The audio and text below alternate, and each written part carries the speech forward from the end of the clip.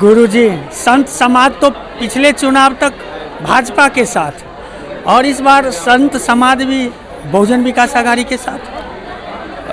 संत समाज हमेशा विचारधाराओं को ही मानती आई है। ये लोगों का भ्रम है, भ्रम दिमाग में से हटाएं।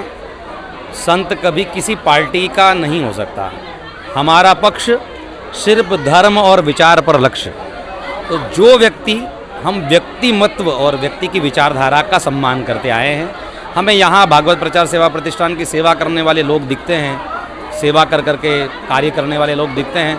हम किसी पार्टी को नहीं, हम उस विचारधारा को मानते हैं कि जो लोग समाज के साथ है, समाज की मानसिकता को समझ रहे हैं, जिन्होंने गोर गरीब लोगों को बसाया, देखा, जाना, उनकी फेवर कर रहे हैं। और हमारे कोई व्यक्तिमत्व है तो व्यक्तिमत्व को मानना तो कोई बुरी बात नहीं। परिवार के सदस्य को सम्मानित करना। प्रत्यक्ष चुनाव भी है, ये महानगर पालिका चुनाव है, स्वराज तो स्वराज का चुनाव है। अपने क्षेत्र का नगर सेवक उसी को कहते हैं जो नगर की सेवा में सेवारत रहे।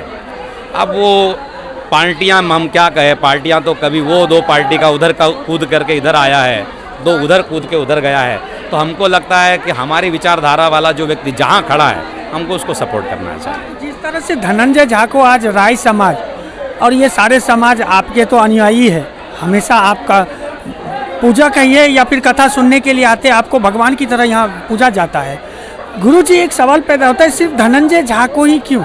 और भी तो एक मैथिल नगर सेविका थी, वो भी तो मिथिला की थी। महाराष्ट्र की पहली महिला नगर सेविका का गौरव उन्हीं को प्राप्त हुआ है, मिथिला की। इस बारे में डिस्प्यूटेड मैं कोई जवाब नहीं देता हूँ। हमारे पास में ये चीज़ है कि हमने जिसको जातिगत रूप में जाना है, मतलब जो हमारे नज़दीक है, अगर शायद उनको जानता तो शायद वो भी कर सकता था। लेकिन जातिगत रूप में ये चीज़ सुना है कि वो सेवा में हमेशा साथ में रहते हैं धनंजय जी।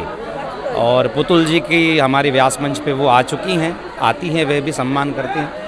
तो हमारे भाव उनके प्रति मिथिला की कन्या के रूप में तो है ही, सादर सम्मान है। बट अभी विचारधारा ऐसी है कि यहाँ के क्षेत्र के लोग कहते हैं कि राय समाज इतनी प्रतिष्ठित समाज रहा है, जो यहाँ का समाज जो भागवत में आता है वो सपोर्ट कर रहा है। तो हमें भी लगता है कि शायद यहाँ के लोगों की नैतिकता वैसी होगी। और व्यक्तिशः देखने के बाद धनंजय जी के प्रति भी वही भाव बनता है।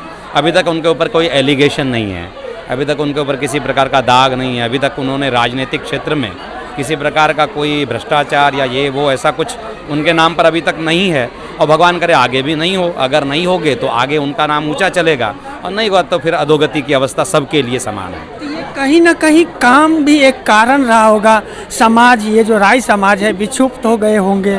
पहले की जो थे उनके बारे में भी देखिए, आखिर तो ये प्रत्यक्ष चुनाव है गुरुजी, हम एक दूसरे के लिए चुनाव है। ये न प्रधानमंत्री न मुख्यमंत्री, कोई चुनना नहीं है। तो यही कारण है कि पहली दफ़ा राय समाज खुलकर समर्थन दिया है। इस बारे में फिर से नो कमेंट्स। मैं मिथिला के माताओं के और भाइयों के, बंधुओं के हृदय में रहता हूँ, फुलपाड़ा में मैं नहीं रहता हूँ।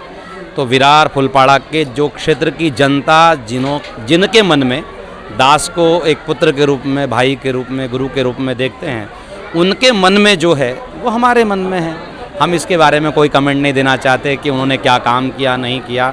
वो यहाँ के लोग जाने और यहाँ की जनता जाने, उस बारे में हमारा कोई कमेंट नहीं है। जय श्री राम।